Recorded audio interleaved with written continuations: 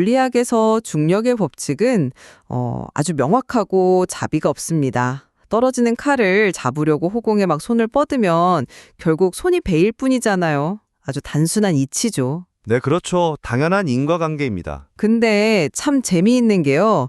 투자자들이 주식시장이라는 공간에만 딱 들어오면 이 중력의 법칙이 자신만을 비껴갈 거라고 믿는 묘한 심리에 빠집니다. 다양한 관점으로 깊이 있는 지적 담론을 나누는 자리에 오신 것을 환영합니다. 지금 거시경제 상황을 보면 그야말로 거대한 폭풍우 한가운데 있잖아요. 맞습니다. 이란 전쟁 관련 지정학적 공포도 엄청나고요. 네, 거기다가 지금 플라스틱 원료부터 자동차 물류비까지 유가 상승이 다 영향을 미치고 있어서 다가올 CPI, 그러니까 소비자 물가지수 보고서가 지난달 대비 거의 2배에서 3배까지 뛸 거라는 공포가 시장을 짓누르고 있죠. 하지만 그 거시적인 폭풍우 이면을 들여다보면요. 완전히 상반된 미시적 그림도 분명히 존재합니다. 시장을 덮친 그 인플레이션 공포와는 별개로 S&P 500 기업들의 올해 수익 성장률은 무려 18%에 달할 것으로 18%요? 네, 네. 예상되고 있거든요. 역사적으로 기업들의 펀더멘털이 1년 만에 18%나 성장하는 국면에서 치명적인 경기 침체가 오거나 시장 구조 자체가 무너져 내린 적은 단 한 번도 없었습니다. 그러니까 거시경제에 위협하고 기업들의 놀라운 이익 창출 능력이 지금 정면으로 충돌하고 있는 셈이죠. 바로 그 지점이 오늘 우리가 파헤칠 핵심 쟁점입니다. 이렇게 거시적 공포와 강력한 기업 펀더멘탈이 극심하게 부딪히는 변동성 장세에서 투자자들은 과연 어떤 선택을 해야 하는가? 앞서 언급한 그 떨어지는 칼날을 쥐려는 본능을 억누르고 이미 상승세를 탄 모멘텀 주식을 추격해야 하는가? 아니면 거품 붕괴를 피해서 경기 침체에 강한 방어적 산업, 즉 운영 레버리지라는 튼튼한 피난처를 찾아야 하는가 이거죠. 네, 맞습니다. 저는 현재 시장의 변동성에도 불구하고요. AI나 소프트웨어처럼 비즈니스 모델의 근본적 혁신을 이뤄낸 선도 기업들의 모멘텀에 올라타는 게 실질적 가치를 창출하는 훨씬 우월한 전략이라고 봅니다. 반면에 저는 완전히 다른 관점인데요. 지금 우리가 직면한 인플레이션 압박을 고려할 때 그 이른바 혁신이라는 서사에 기대서 기술주들의 고평가를 정당화하는 건 매우 위험하다고 봅니다. 화려한 성장률 이면에 감춰진 거품을 피하고 헬스케어나 통신 섹터가 제공하는 탄탄한 마진 구조에 집중하는 게 구조적으로 훨씬 더 생존 가능한 대안이라는 점을 오늘 말씀드리고 싶네요. 좋습니다. 그럼 제 입장의 논리적 기반부터 좀 명확히 세워보죠. 시장이 하락할 때 많은 투자자들이 이른바 물타기를 시도합니다. 100달러일 때 좋아했던 주식이 80달러가 되면 그냥 단순히 20% 할인됐네 하면서 기뻐하죠. 네, 전형적인 함정이죠. 그렇죠. 주가가 50달러로 반토막이 나면 잃어버린 본전을 찾겠다는 맹목적인 심리로 자본을 막 쏟아붓습니다. 하지만 왜 50달러가 되었는지는 묻지를 않아요. 주식이 싸지고 하락하는 데는 펀더멘털의 훼손이 반드시 존재하거든요. 그걸 무시하고 돈을 밀어넣는 건 결국 파산으로 향하는 도박사의 헛된 소망일 뿐입니다. 그 부분은 저도 전적으로 동의합니다. 떨어지는 칼날을 피해야 한다는 원칙에는 이견이 없어요. 네, 그런데 모멘텀 투자는 메커니즘이 전혀 다릅니다.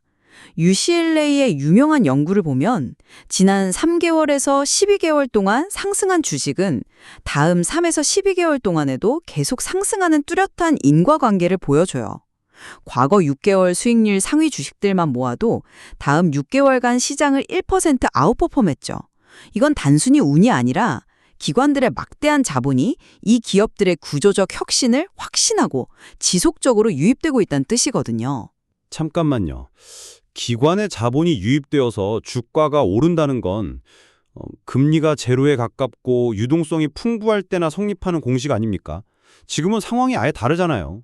금리가 높긴 하지만 CPI가 막 급등하고 유가가 요동치는 극심한 인플레이션 환경입니다. 금리가 이렇게 높게 유지되면 먼 미래에 벌어들일 기술주들의 기대 수익은 현재 가치로 엄청나게 할인될 수밖에 없어요. 이런 거시적 압박 속에서 과거 몇 달 올랐으니 앞으로도 오를 거다라며 고평가된 주식을 추격하는 건 떨어지는 칼날을 잡는 것만큼이나 무모한 겁니다. 진정한 펀더멘털은 과거 주가 상승률이 아니에요. 그럼 그 진정한 펀더멘털이 구체적으로 어떻게 작동한다는 건지 한번 설명해 주시죠. 제가 생각하는 핵심은 바로 운영 레버리지의 실질적 메커니즘입니다. 이건 단순한 매출 성장을 말하는 게 아니에요. 인플레이션이 덮치고 원자재 가격이 오르는 타격 속에서도 기업이 가진 고정비용 효율성을 극대화해서 이익을 폭발적으로 지켜내는 구조를 뜻합니다. 진짜 안전망은 화려한 AI 서사에 있는 게 아니라 경기 침체가 오든 말든 소비자들이 지갑을 반드시 열어야 하는 곳에 있죠. 필수 소비재 같은 거요? 맞습니다. 콜레스테롤 약이나 통신비, 경기가 나쁘다고 끊을 수 있습니까? 없죠. 이런 필수 방어주들은 극심한 변동성 속에서도 가격 결정력을 유지하면서 실질적인 수익을 창출해냅니다. 이게 진짜 펀더멘털이죠. 운영 레버리지가 중요하다고 하셨는데 그 말씀은 기술주들이 보여주는 성장이 그저 서사에 불과하고 실질적인 레버리지는 없다고 보시는 것 같네요. 전 그 부분은 동의하기 어렵습니다. 왜죠? 지금 전반적인 소프트웨어 인덱스가 한 달간 3%, 1년간 6% 하락했습니다. 시장이 AI가 기존 소프트웨어를 다 대체해버릴 거라는 공포에 빠져 있어서 그런데요. 하지만 클라우드 플레이어를 한번 보십시오. 한 달간 15%, 1년간 무려 78% 상승했습니다. 이게 단순한 유행일까요? 특정 기업의 사례이긴 한데 아니요. 비즈니스 모델을 기술 진화에 맞춰서 완벽하게 뜯어 고쳤기 때문입니다. 과거 소프트웨어 기업들은 직원 수에 비례해서 요금을 받는 좌석 기반 모델이었잖아요. AI가 코딩을 10배 빨리 하면 기업들은 엔지니어 수를 줄일 거고 그럼 그 기업들은 매출이 박살나겠죠. 네, 그건 구조적 위기죠. 하지만 클라우드 플레이어는 데이터 처리량에 따라 과금하는 종량제 모델을 확립했어요. AI가 수많은 데이터를 생성하고 트래픽을 폭증시킬수록 클라우드 플레이어 매출은 기하급수적으로 늘어납니다. 전 세계 인터넷 트래픽의 20%를 감당하는 거대한 인프라 위에서 보안도구까지 교차 판매하고 있죠. 이것이야말로 기술적 혁신이 만들어낸 가장 완벽한 운영 레버리지 아닙니까? 클라우드 플레이어가 시대 변화에 맞춰서 과금 모델을 아주 영리하게 전환했다는 점은 저도 인정합니다. 그런데 모멘텀 투자가 가지는 맹점을 짚어보려면 소프트웨어 섹터에서 지금 모두가 환호하는 데이터독의 사례를 좀 들여다봐야 해요. 데이터독 좋죠. 최근 한 달간 6% 상승했잖아요. 네, 1년으로는 17% 상승하며 엄청난 모멘텀을 보여줬죠. 최근에 사카나 AI랑 파트너십 맺으면서 AI 네이티브 보안을 제공하겠다는 서사도 아주 훌륭하게 발표했고요. 덕분에 올해랑 내년 매출 성장이 20%로 예상됩니다. 겉보기엔 방금 말씀하신 완벽한 기술 혁신 기업 같잖아요. 실제로도 훌륭한 실적을 내고 있고요. 근데 문제는 이 기업이 20% 매출 성장을 달성하는 동안 정작 주당 순이익, 즉 EPS는 올해 고작 5% 성장에 그칠 거란 겁니다. 왜 그럴까요? 그건 새로운 기술을 선점하기 위한 일시적인 투자 확대 국면으로 봐야 단순히 일시적인 투자가 아닙니다. 구조를 깊이 들여다보면 마진을 갉아먹는 치명적인 쳇바퀴가 있어요. 외형적인 20% 성장을 유지하고 그 화려한 AI 서사를 시장에 입증하기 위해서 막대한 R&D 비용하고 공격적인 마케팅에 천문학적인 자금을 막 쏟아붓고 있는 겁니다. 성장을 위해선 투자가 필수 불가결하죠. 하지만 벌어들인 돈보다 새로운 기술에 적응하려고 써야 하는 돈의 속도가 더 빠르다면요. 매출이 아무리 늘어도 주주 주머니로 들어오는 이익은 정체됩니다.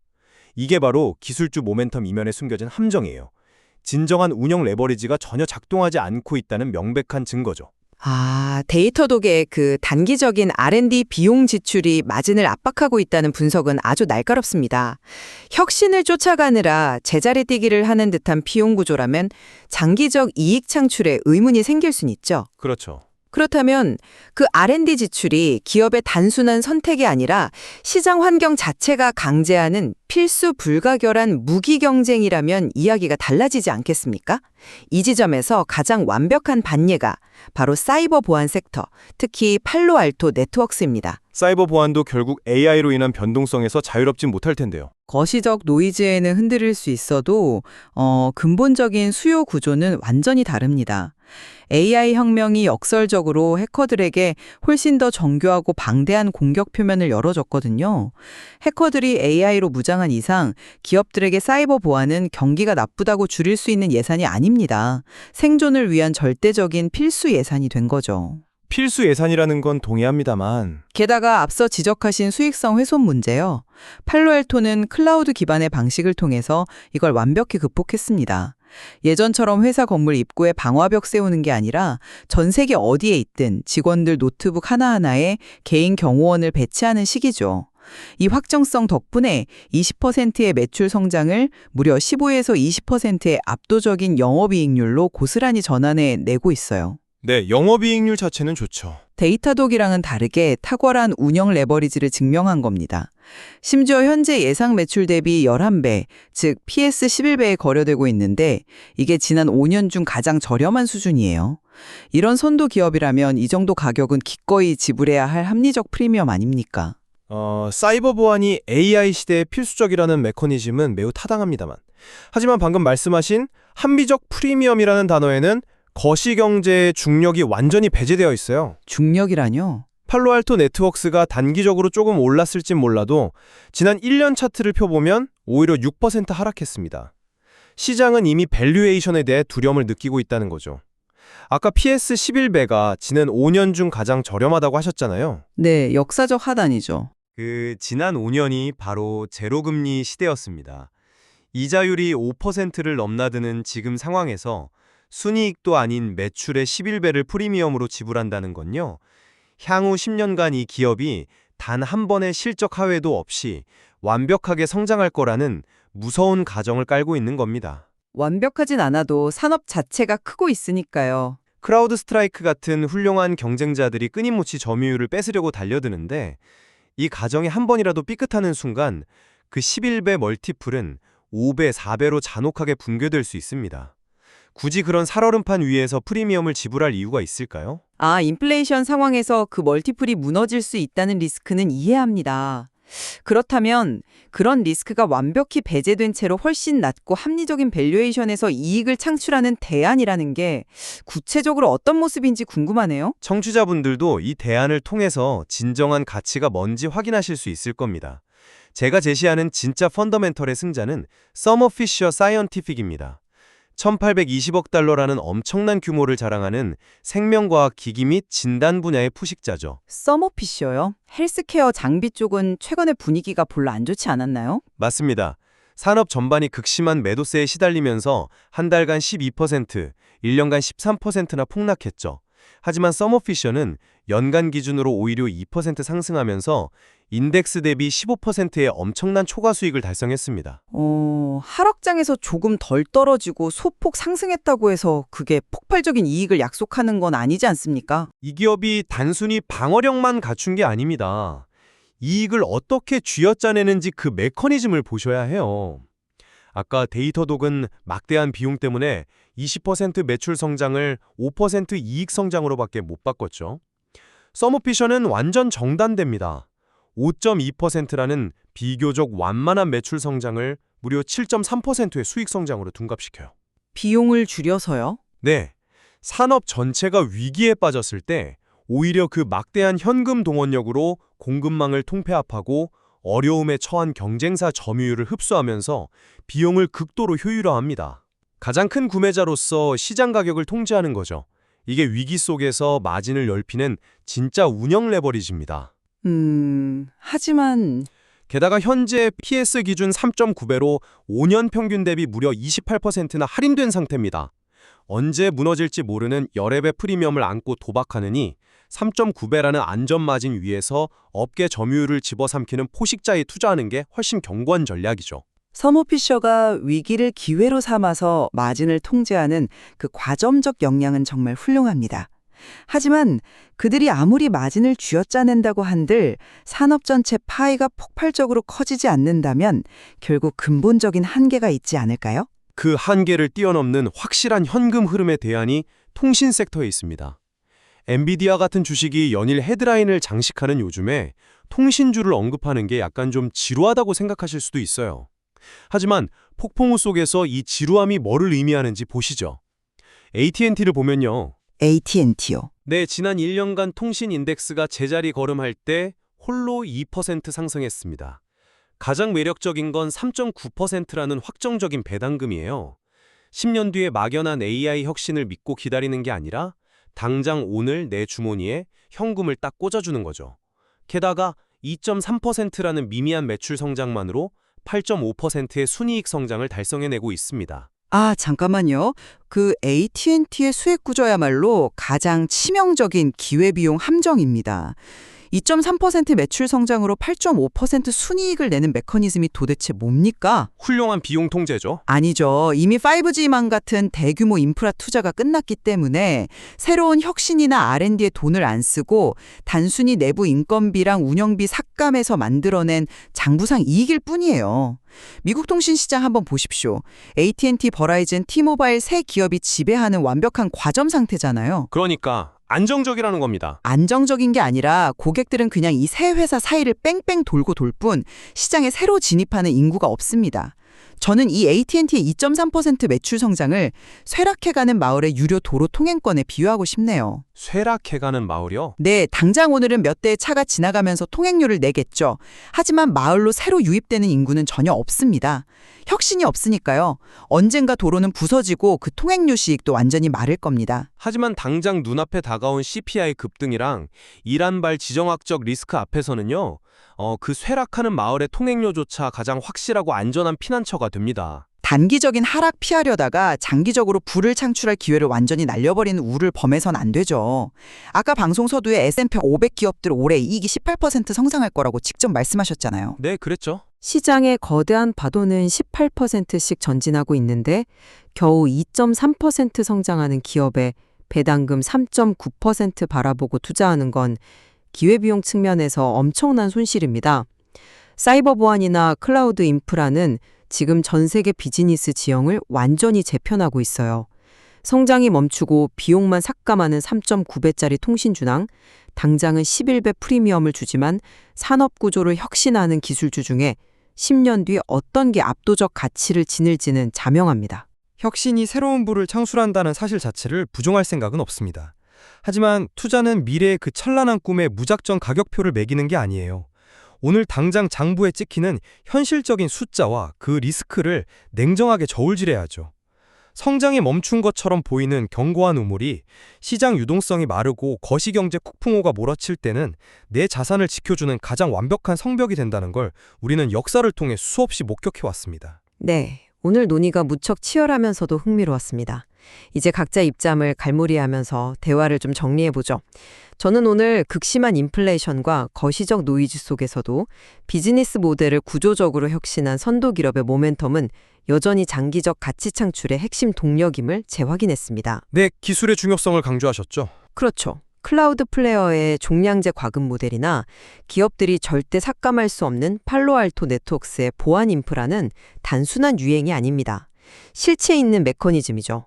다소 높은 프리미엄을 지불하더라도 이 시대적 흐름의 최전선에 올라타는 게 결국 초과 수익을 달성하는 길이라고 확신합니다. 반면에 저는 그 모멘텀이라는 이름표 뒤에 숨겨진 밸류에이션의 공포를 다시 한번 경계해야 한다고 봅니다.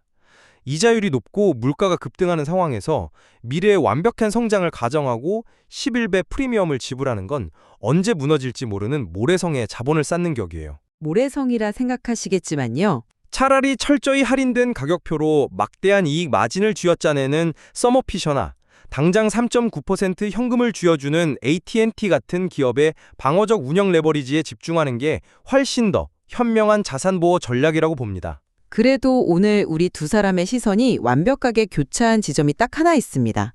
지금 시장을 바라보는 청취자 여러분도 꼭 기억하셔야 할 부분이죠. 네, 떨어지는 칼날 잡기 말씀이시죠? 맞습니다. 거시적 폭풍으로 주가가 꺾였다고 해서 단순히 싸 보인다는 이유로 저가 매수에 나서는 행동은 투자자가 범할 수 있는 가장 치명적이고 비이성적인 실수라는 사실입니다. 전적으로 동의합니다. 시장이 특정 기업의 가격을 잔인하게 깎아내릴 때는 그 기업의 펀더멘털에 심각한 균열이 생겼다는 명백한 인과관계가 존재하기 마련이니까요. 그리고 기술 혁신을 쫓아가든 보수적인 현금 흐름에 기대든 궁극적으로 기업의 가치를 증명하는 유일한 촉도는 수익이라는 본질에 대해서도 완벽히 동의합니다. 그렇죠. 수익을 못 내는 성장은 결국 비용의 늪이니까요. 결국 오늘 대화의 끝은 청취자 여러분의 내면을 향해야 할 것 같습니다. 막대한 자본과 기술이 요동치는 이 장세 속에서 여러분은 어떤 선택의 기로에 서 계십니까? 프리미엄을 지불하고 혁신의 파도에 올라타시겠습니까? 아니면 튼튼한 방주 안에 머무르시겠습니까? 이 시장에 무조건적인 정답은 없으니까요. 어느 쪽을 선택하시든 앞서 저희가 짚어본 운영 레버리지 메커니즘과 수익 성장 구조를 스스로의 투자 철학에 맞춰서 치열하게 검증해 보시기를 바랍니다. 오늘 저희가 나눈 이 분석들이 여러분의 고민에 날카로운 나침판이 되었기를 바랍니다. 다각도로 깊이 있는 담론을 나누는 자리 여기서 인사드리겠습니다. 함께해 주셔서 감사합니다.